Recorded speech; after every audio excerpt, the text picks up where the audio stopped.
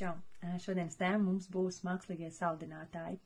Jo tad, kad mēs sākam domāt par veselību un plānojam atteikties no cukura un produktiem, kas satur cukuru, mēs dabiski vienkārši sākam meklēt alternatīvas, kas mums ļautu dzīvot vecos ieradumus, turpināt ēst našķus, tos pašus cepumus un citus izstrādājumus, kuriem nav pievienotais cukurs, jo tādus produktus mūsdienās veikalos var iegādāties ar nosaukumu bez cukura, bet joprojām ir jābūt vērīgiem, ir jāturpina lasīt etiķetes, jo tur, kur nav pievienots cukurs, bet produkts ir salds, tam noteikti joprojām ir pievienots kāds saldinātājs.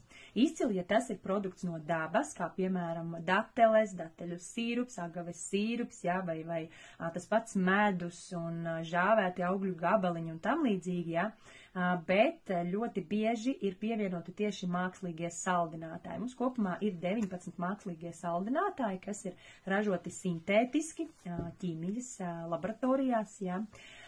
Tie ir E-vielas no E950 līdz E969 un E999 ieskaitot, jā.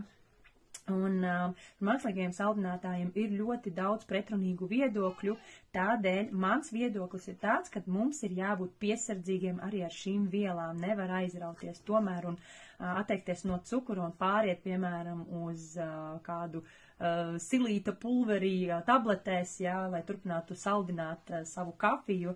Manuprāt, tas nebūs labāks risinājums, kā saldināt šo te kafiju ar medutiņu vai pakāpeniski pāriet vispār bez saldināšanas.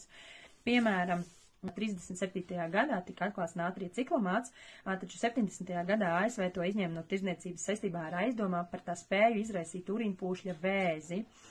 Aspartāms ir vēl viens ļoti pretrunīgi vērtēts saldinātājs, jo tas tika atklāts 65. gadā, bet eksperimentos ar dzīvniekiem pierādīts, ka tam ir kancerogēnas īpašības. Taču 1981. gadā aspartāms tik un tā ir apstiprināts lietošanai. Ja? Mēs nezinām šo te motivāciju un kāpēc. Citos resursos ir rakstīts, ka pārtikas ražotāji ir atspēkojuši šīs te bažas. Ja? Un tādēļ tad atkal mēs varam lietot šo te saldinātāju. Arī uztura speciālistu sarakstītā grāmatā ir daži komentāri par saldinātājiem, kā piemēram saharīna patēriņš pēdējos gados ar vien samazinās, jo ir daži pētījumi, kas liek šaubīties par tā nekaitīgumu. Ciklāmskābe un tās sāļa ASV, Lielbritānijā un Francijā ir aizliegti, bet apmēram 40 valstīs un arī mūsējā joprojām ir atļauti. Kālija acesulfāma lietošana dažās valstīs tiek aizliegta, bet ne pie mums.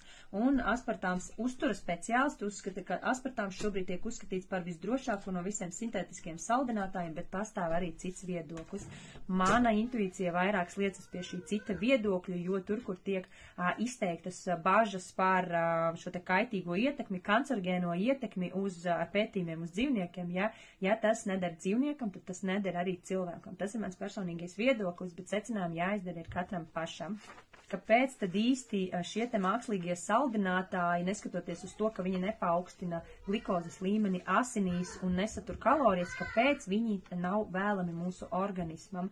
Ārsts, kas ir sarakstījis grāmatu aptaukošanās kods, kas vēlējās izprast cukura diabēta un liekā svara cēloņus, ir meklējis ļoti daudz informāciju, gājis cauri pētījumiem. Šajā grāmatā ir ļoti daudz pētījumu arī par šiem te mākslīgajiem saldinātājiem, bet taupot laiku šos pētījumus nelasīšu, bet pētījumi apstiprināja to, ka šo te mākslīgo saldinātāju lietošana nepalīdz zaudēt svaru, nepalīdz izvairīties no svara pieauguma. Tieši pretēji ir pētījumi, kas norāda, ka par 47% šo risku palielina aptaukoties un iegūt cukura diabētu. Ja?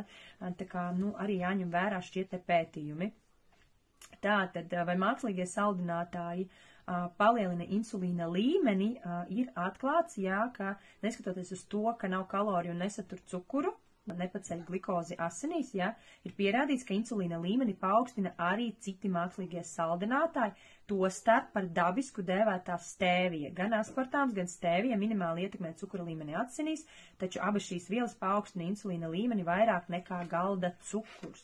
Šie zinātniskie pētījumi arī ir vēl viena tāda interesanta tēma, jo šeit ir arī komentārs par to, ka zinātnieki aplūkojuši 17 dažādus pētījumu pārskatus par dzērieniem, kas saldināti ar cukuru un liekā svara ietekmi. 83,3% pētījumu, kurus sponsorējas pārtikas ražošanas uzņēmumi, netika konstatēta saiknes starp dzērieniem un lieko svaru. Savukārt tie paši pētījumi, kurus pārskatīja neatkarīgi finansēti pētījumi, uzrādīja pavisam pretējo, ka 83,3% tika konstatēta spēcīga saistības starp saldinātiem dzērieniem un svara pieaugumu. Zinātniskos pētījumus vienmēr sponsorē kāda ieinteresētā puse, līdz ar to zinātniskas pētījumus kā pamatojums tam, ka kāda viela ir vai nav kaitīga, īsti nav pamatojums. Šeit ir jāieslēdz kritiskā domāšana un jāpaanalizē vairāk. Tas no manis par mākslīgajiem saldinātājiem viss. Pievienošu šodien rakstiņu, ar kuru iepazīties atradu ļoti vērtīgu no žurnāla, ko ārsti mums nestāsta. Tā kā ceru, ka jums būs laiks ar to iepazīties. Lai jums visiem forša diena!